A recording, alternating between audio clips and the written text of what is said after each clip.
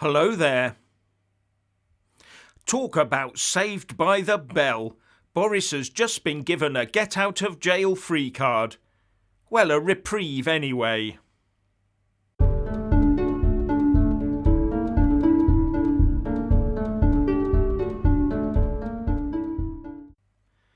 So the anti-Brexiteers and Boris haters were all howling and getting ready to descend on the PM and feast on his political corpse.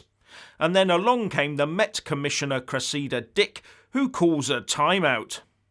Much to the extreme disappointment of the opposition, and the Labour leader Keir Starmer has accused the Prime Minister of using the Met Police as some sort of shield.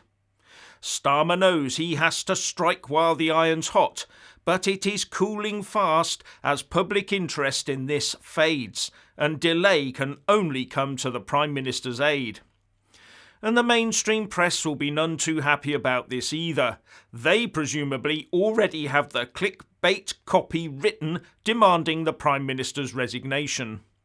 And between the press and the opposition, they had Boris's journey to the Tower of London all mapped out.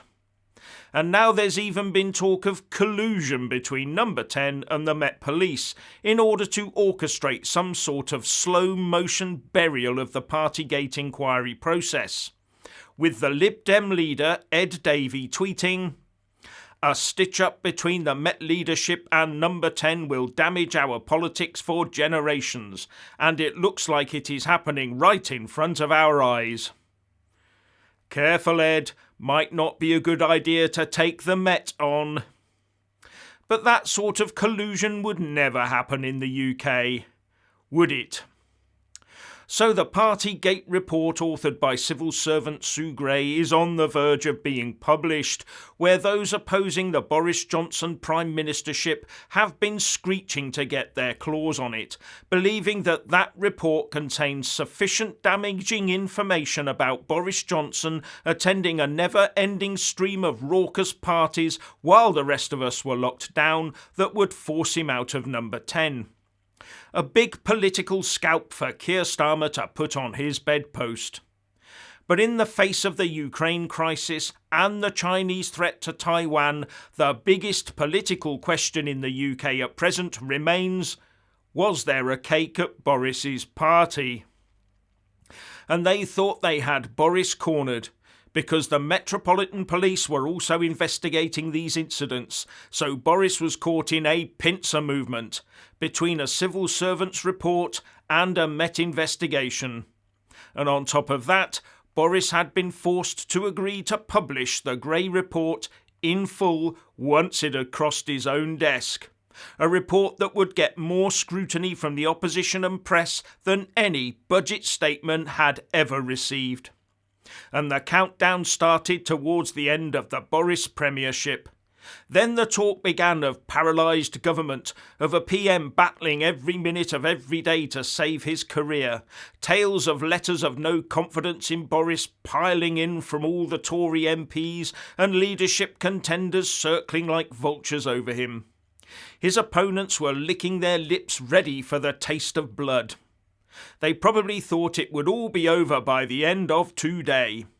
But then, out of the blue, along comes the Metropolitan Police Commissioner Cressida this morning asking Sue Gray to not publish anything that might get in the way of the police inquiry. And this might mean that the really meaty, juicy bits of her report are not published for weeks or even months. And according to press reports, this Met embargo covers about 8 of the offending events. And that could leave about a dozen or so other of these parties where information could conceivably be published. But there have also been calls from unions to have the names of any civil servants involved redacted from Sue Gray's report, so that they don't become collateral damage. And the combination of the Met Commissioner intervention and this call by the unions has put a hold on the imminent publication of the Sue Gray report, much to the chagrin of the opposition and press. Because it's that report they want to get their mitts on right now so that they can dispatch Boris forthwith, or so they believe. So there are three aspects to this whole saga. The first is that Sue Gray will lay out in her report what she thinks happened and when. The second is that the Met Police will conduct their own investigation, as well as use the Gray report to determine whether or not any laws were broken. And if so, the police will presumably issue penalty notices for those involved to pay a fine under the COVID regs. If they pay the fine, then just like a speeding or parking ticket, one assumes that's the end of it. And the third aspect to this is that those who want Boris out of number 10 will want to use the Sue Gray report to prove he lied to Parliament, so forcing him to resign. So presumably the bits of the Gray report that are published now will be useless to the press and the opposition, because if the Met isn't investigating them, then there'll be no guilt and no fines to pay. Ergo, Boris can't have lied about them, can he? But if anything is released with the name of Boris Johnson anywhere near it, you can bet there'll be demands and petitions all over the place for the Met to investigate it anyway. And even if Boris does get issued a penalty notice for one or more events, surely he can just pay the fine and be done with it too. In isolation, I doubt being issued with a fine would amount to a resignation issue. After all, that's what he'd do with a speeding fine, isn't it? And the law on speeding is extremely clear. Much clearer and easier to understand than the COVID rules. Yes, I know the buck stops with him because it's his government, but I doubt very much that he himself actually wrote those rules.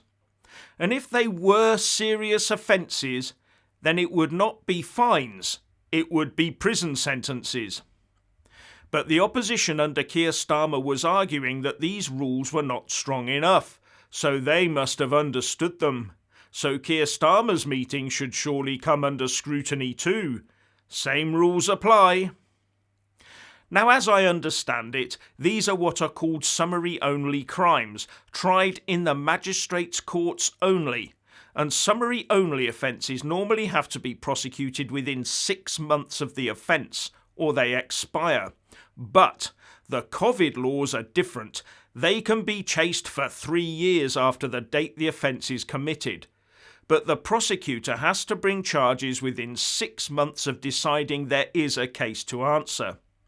So the message is, don't go around telling everyone how you broke the COVID rules yourself quite yet.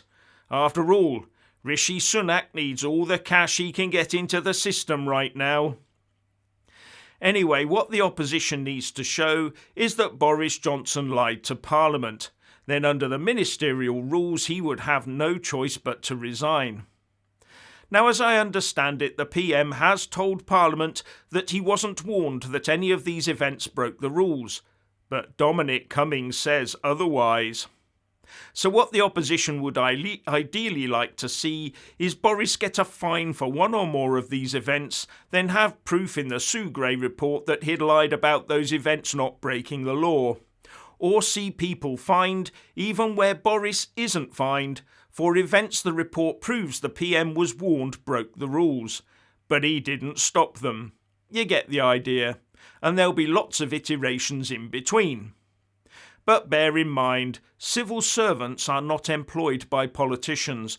They are accountable to the civil service hierarchy.